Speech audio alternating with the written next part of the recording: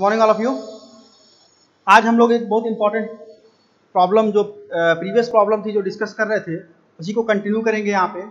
और कंटिन्यू करते वक्त जो है एक पॉइंट हम और आपको क्लियर कर देंगे इस वीडियो में जो हम पिछले वीडियो में अभी डिस्कस नहीं कर पाए थे ड्यू टू इनसफिशिएंट टाइम। ठीक है, तो सबसे पहले देखिए हमको क्या कैलकुलेट करना था ये समझ लीजिए। सबसे पहले हमने शेयर की वैल्यू कैलकुलेट की थी कल। ठीक है, प्रॉब्लम जो था डबल शेयर में था। ये प्रॉब्लम जो हम कल डिस्कस कर रहे थे डबल शेयर की प्रॉब्लम थी और आपको हमने बताया था कि डबल शेयर में एक शेयर यहाँ काम कर रहा था, दूसरा यहाँ काम कर रहा था, ठीक उसके नीचे। तो डबल शेयर में हमने कैलकुलेट किया था और जो वैल्यू आई थी हमारी दैट्स ए डबल शेयर की वैल्यू आई थी VDSB। That's a VDSB is equal to now 58 kilo newton. ठीक है, सबसे पहली वैल्यू। उसके बाद हमने बेरिंग की वैल्यू कैलकुलेट किया था जिसमें हमने केबी भी फाइंड आउट किया था। तो बेरिंग की वैल्यू आई थी that's a VDPB is equal to 57.73। That's a VDPB is equal to 57.73 kilo newton. ठीक है, ये हमने दो चीज निकाल लिया था। अब इस प्रॉब्लम को इफिशियंसी हमको कैलकुलेट करना था। तो इफिशियंसी निकालने के लिए हमको दो चीजें और निकालनी पड़ेगी। एक तो इस प्लेट की जो प्लेट है ये, इस प्लेट की सॉलिड स्ट्रेंथ क्या होगी। अगर इस सॉलिड स्ट्रेंथ का मतलब अगर इस प्लेट के अंदर कोई होल नहीं है, सॉलिड दैट्स से बिकम ए सॉलिड। अगर ये प्लेट सॉलिड है तो उसकी स्ट्रेंथ क्या होगी। ठीक है, एक तो ये कैलकुलेट करना पड़ेगा और दूसरा हमको ये कैलकुलेट करना पड़ेगा कि net tensile strength of the plate क्या होगा। ठीक है, यानी कि net tensile strength of the plate का मतलब अगर इसमें होल फॉर्म होते हैं तो इसकी टेंसाइल स्ट्रेंथ कितनी होगी। ये दोनों ही चीज़ों को हम वन बाय वन डिस्कस करेंगे और कैलकुलेट करेंगे। Then finally calculate the efficiency of that joint. Okay, तो सबसे पहले हम net tensile strength of the plate की बात करेंगे। Net tensile strength of the plate कैसे निकालेंगे। तो net tensile strength of the plate की जरूरत क्यों पड़ती है कि अगर जो ये पूरा मेंबर है, ठीक है, if the load on the member will be more than the tensile strength of the plate. तो हम यहाँ पे लिख दे रहे हैं, इस चीजों को मेंशन कर दे रहे हैं। क्या हो रहा है कि if the tensile load on the plate is if the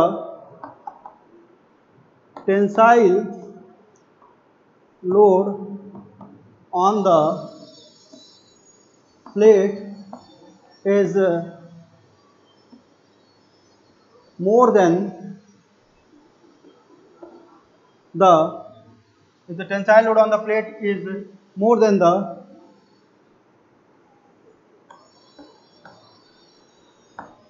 tensile of the plate। ठीक है, प्लेट ऊपर ही है, ऊपर है। Then the plate will be fail in rupture। ठीक है, क्या हो रहा है कि देखिए ये जो पूरा मेंबर है, कभी कभी क्या होता है कि टेंसाइल लोड जो है प्लेट की ज़्यादा हो जाती है। किससे, जो उसके स्ट्रेंथ लेने की कैपेसिटी है। ठीक है ना, हर एक मेंबर की स्ट्रेंथ लेने की कैपेसिटी है, बट जो लोड आ रहा है उस मेंबर के ऊपर वो लोड ज़्यादा हो जाता है। तो फिर क्या होता है कि there is the possibility of the rupture in the member. तो वो मेंबर जो है वहां से टूट जाएगा, रप्चर हो जाएगा, क्रैक हो जाएगा। तो ये इसके लिए कैलकुलेट करने के लिए एक फार्मूला यूज होता है एज पर IS कोड। तो एज पर IS कोड, अगर एज पर IS कोड देखें तो TDN बराबर 0.9 into AN into FU upon gamma M1, that's it, become safety factor. और हम इस फार्मूले से कैलकुलेट करते हैं net tensile strength of the plate. तो यहाँ पर AN के लिए 0.9 इंटू AN के लिए P minus N into DH into T into FU upon gamma M1। इस फार्मूले को हमने एक्सटेंड किया है और ये फार्मूला हम यूज करेंगे, ठीक है। तो क्या है ये फार्मूला, कहाँ से आ गया, कहाँ से आया, ये बहुत इंपॉर्टेंट नहीं है, become from as per IS code. तो हमको इसमें नहीं जाना है कि वो फार्मूला कहाँ से आ गया, बट फिर भी हम आपको एक रफली जो है फिगर हम देंगे कैसे आ रहा है। तो इसको पहले रब कर दे थोड़ा सा।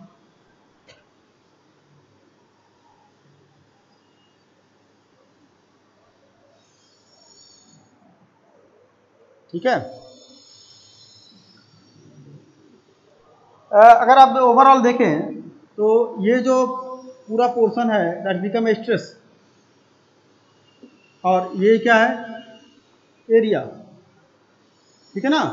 स्ट्रेस को एरिया के साथ जो है हमने मल्टीप्लाई किया है टू कैलकुलेट फोर्स, ठीक है ना। स्ट्रेंथ निकालने के लिए एक प्रकार से हमने एरिया को स्ट्रेस से मल्टीप्लाई किया हुआ है। तो इस फिगर को थोड़ा सा हम आपको विथ डायग्राम एक्सप्लेन करना चाहेंगे कि क्या हो रहा है, कैसे कैलकुलेट कर रहे हैं। ध्यान दीजिएगा कि जैसे अगर ये कोई प्लेट है, ठीक है ना, ये कोई प्लेट है जिसकी ओवरऑल विड्थ जो है B है, ठीक है। तो अगर इसकी हम नेट एरिया की बात करें, net area of the plate that's become B into T and T is the thickness of the plate. अगर नेट एरिया की बात करें तो that's become B into T, net tensile strength of the plate अगर हम निकाल रहे हैं तो उस सीक्वेंस में जो नेट एरिया आ रहा है, उससे net area of the plate, area of plate, तो वो हमारा हो जाएगा that's become B into T। अब हम अगर इसमें कोई होल फॉर्म कर देते हैं तब क्या होगा, इस होल के फॉर्मेशन से जो एरिया है, नेट एरिया, वो रिड्यूस हो जाएगा। स्टेटमेंट ध्यान दीजिएगा, इस होल के फॉर्मेशन से जो नेट एरिया है वो रिड्यूस हो जाएगा। और कितना रिड्यूस हो जाएगा, that's become AN is equal to B, okay, ठीक है। अगर आप देखें जैसे हमने यहाँ पे पुट अप किया है तो कितना रिड्यूस हो जाएगा, B minus N into DH into T। अगर हमने एक होल इंसर्ट किया है तो N की वैल्यू 1 हो जाएगी और DH is the diameter of the hole, ठीक है। तो B में से ये जो है हमारा माइनस हो जाएगा, ठीक है। सिमिलरली अब इस प्रॉब्लम, इस पूरे को हम इससे कंपेयर कर रहे हैं। हमारे प्रॉब्लम में क्या हो रहा है, जो प्रॉब्लम हमने लिया था, यहाँ पे चीजें जो है, पिच बहुत बड़ा इंपॉर्टेंट है, जो कि गिवन है प्रॉब्लम में, that's become is now P is equal to 45। Problem में पिच दिया है 45 mm का, ठीक है। और हम जो भी चीजें कैलकुलेट कर रहे हैं वो पर पिच की बात कर रहे हैं। जैसे हमने स्ट्रेंथ निकाला, शेयर स्ट्रेंथ निकाला ना, डबल शेयर में, तो स्ट्रेंथ ऑफ द बोल्ट पर पिच निकाला, एक पिच पर शेयर स्ट्रेंथ क्या आ रही है। उसी प्रकार बेरिंग के लिए भी कैलकुलेट किया। तो ये बड़ा इंपॉर्टेंट है यहाँ पे। अभी देखिए, ये तो अभी हम थोड़ा सा रफली आपसे डिस्कस कर रहे थे।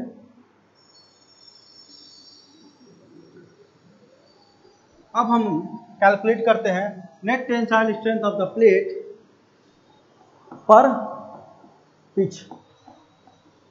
ठीक है, ये बड़ा इंपॉर्टेंट लाइन है, पर पिच। तो अगर हम TDN निकालेंगे is equal to 0.9 into AN into FU upon gamma M1, इसकी वैल्यू पुटअप करेंगे 0.9, AN की वैल्यू P लिखेंगे यहाँ पे, P minus N DH into T into FU upon gamma M1। Okay, तो क्या होगा 0.9 इंटू P की वैल्यू 45 माइनस एक पिच पर कितने बोल्ट कवर हो रहा है, एक ही बोल्ट कवर हो रहा है, तो 1 into DH diameter of the hole into T into 4 FU, that's become 400 upon 1.25 into 10 to the power -3।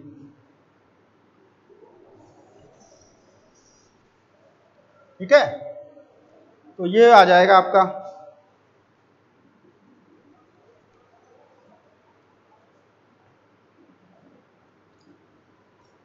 एक बार देख लेना चाहिए, कभी कभी ब्लैक बोर्ड पे लिखते वक्त कुछ चीज़ें छूट जाती, जैसे ये कभी कभी FU की वैल्यू 410 मेगापास्कल और FUB जो है वो 400 मेगापास्कल। तो अक्सर लिखते वक्त ऐसा मिस्टेक्स हो जाता है। ठीक है, इन चीज़ों को आप ध्यान रखिएगा। तो इसको कैलकुलेट करने के बाद हम डायरेक्ट लिख दे रहे हैं, आपका जो आंसर आएगा वो आएगा करीब 63.76, दैट बिकम 63.76। तो यहाँ पर TDN की वैल्यू इसी सीक्वेंस में TDN जो हमारा आ रहा है वो आ रहा है 63.76। एक वैल्यू ये आ गई हमारी, एक वैल्यू ये आ गई और एक वैल्यू ये आ गई। ठीक है, तो स्ट्रेंथ ऑफ द ज्वाइंट, जो अगर हम कह रहे हैं स्ट्रेंथ ऑफ द ज्वाइंट क्या होगा, will be minimum of the shear strength, bearing and tensile strength. इन तीनों में से जो सबसे मिनिमम वैल्यू होगी वही हमारी शेयर स्ट्रेंथ होगी ऑफ द ज्वाइंट की। तो सबसे पहले हम इस स्टेटमेंट को यहाँ पे लिखना चाहेंगे। ठीक है,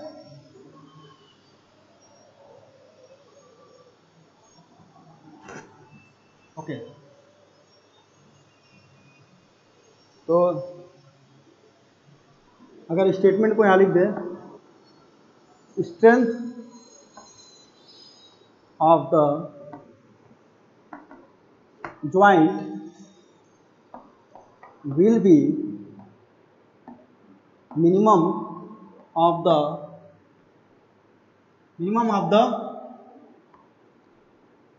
shear, bearing and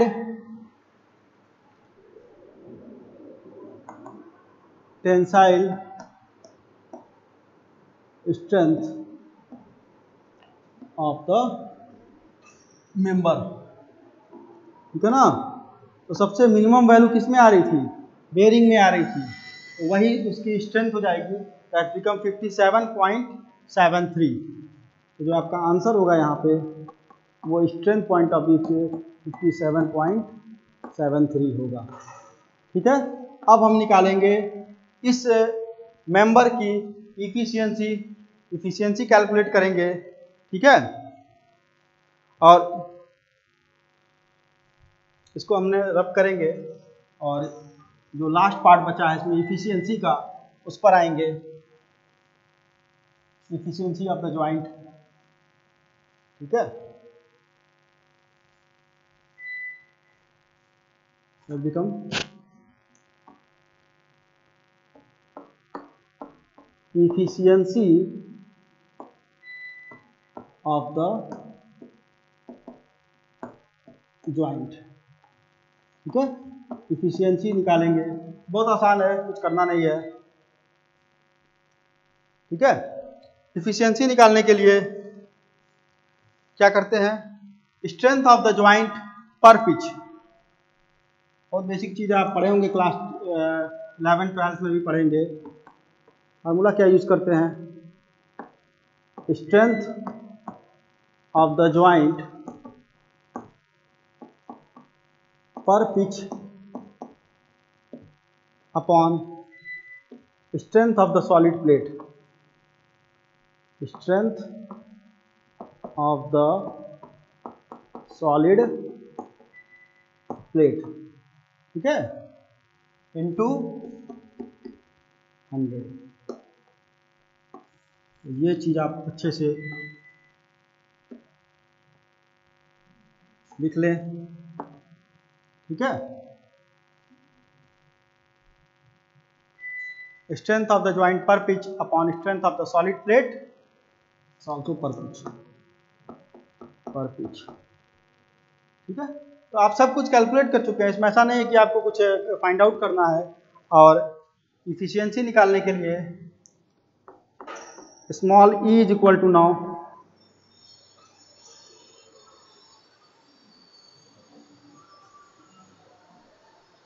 थोड़ा सा हम आपको एक बार और एक्सप्लेन कर दें कि इफिशियंसी ऑफ द जॉइंट मतलब हम क्या कर रहे हैं, इस जॉइंट की पर पिच पर, ठीक है ना, जो पर पिच है, इस पिच पर हम इफिशियंसी कैलकुलेट कर रहे हैं कि क्या कितने % इफिशियंसी आ रही है, इस जॉइंट की इफिशियंसी कितनी है, इसको हम कैलकुलेट कर रहे हैं। और इसके लिए फार्मूला है efficiency of the joint is equal to strength of the joint per pitch upon strength of the solid plate per pitch, ठीक है।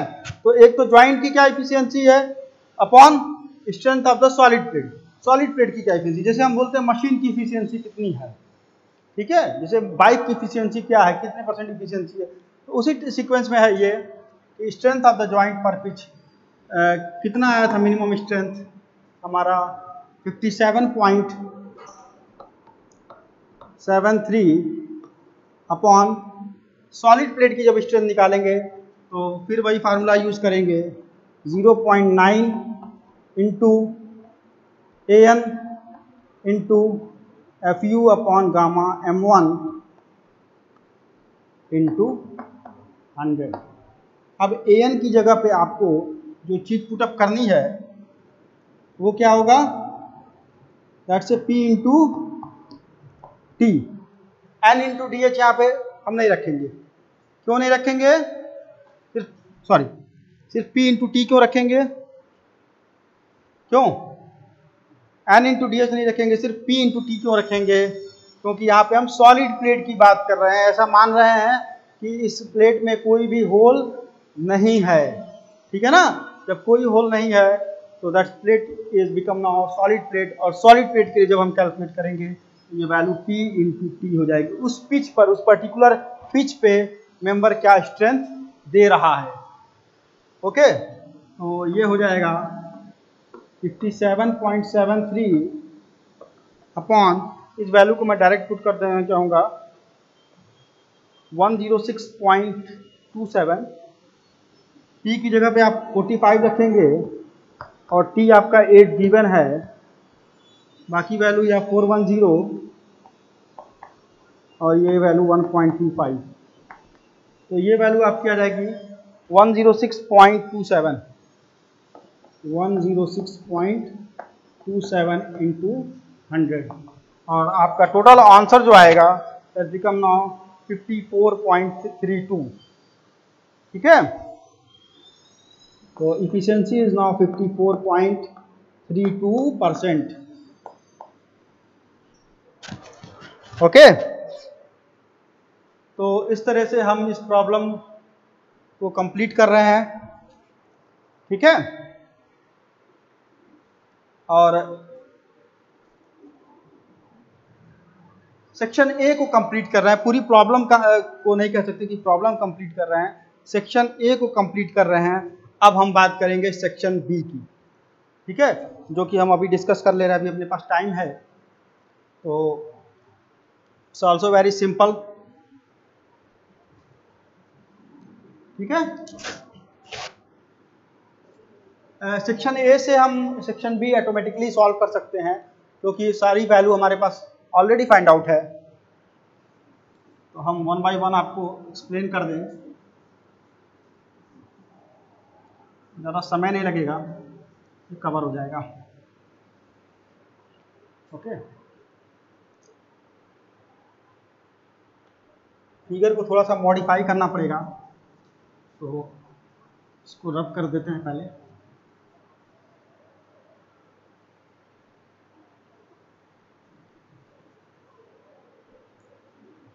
दूसरा वाला जो फिगर दिया है पार्ट बी के लिए जब हम सॉल्व करेंगे,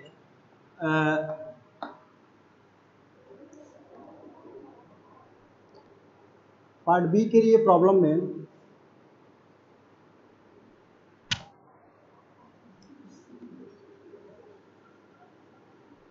ये देखिए, एक बोल्ट यहाँ लगा है, एक बोल्ट यहाँ लगा हुआ है, यहाँ पर भी सिमिलरली हियर। जैसे case of the double bolted double cover, problem क्या है, डबल बोल्टेड डबल कवर, ठीक है। तो देखिएगा, ध्यान दीजिएगा, इसका जब हम फिगर ड्रॉ करेंगे,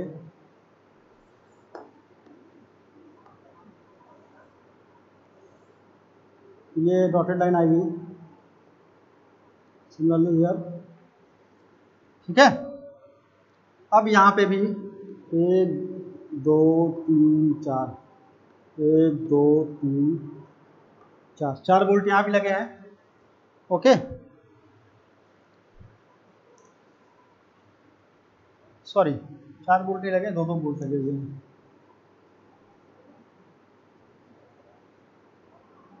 कोई बात नहीं है, 1 2,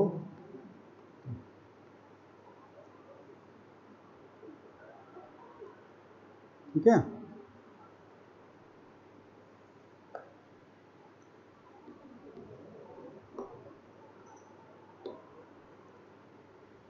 इसको हम सेक्शन 1 1 बोल रहे हैं, इसको सेक्शन 2 2 बोल रहे हैं। प्रॉब्लम को सॉल्व करने में ज़रूरत लगेगा हमें, इसलिए इसको हम सेक्शन कंसीडर कर रहे हैं, ठीक है। अब देखिए, फ्रंट एलिवेशन में हमको ये बोल्ट दिखेगा, भले टॉप व्यू में यहाँ पे 2 बोल्ट लगे हैं, यहाँ पर भी 2 बोल्ट लगे हुए हैं। Similarly here also 2 bolts are here and 2 bolts are also here.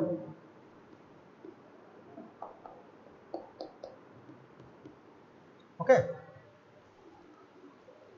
चलिए हमको फिर इस प्रॉब्लम को भी सॉल्व करने के लिए पहले शेयर देखना पड़ेगा, फिर बेयरिंग की वैल्यू देखनी पड़ेगी, और फिर टेंसाइल स्ट्रेंथ कैलकुलेट करना पड़ेगा, ठीक है। लेकिन चूंकि हमने ऑलरेडी पहले कैलकुलेट किया हुआ है और प्रॉब्लम में डाटा बहुत ज़्यादा चेंजेस नहीं है, सिर्फ एक बोल्ट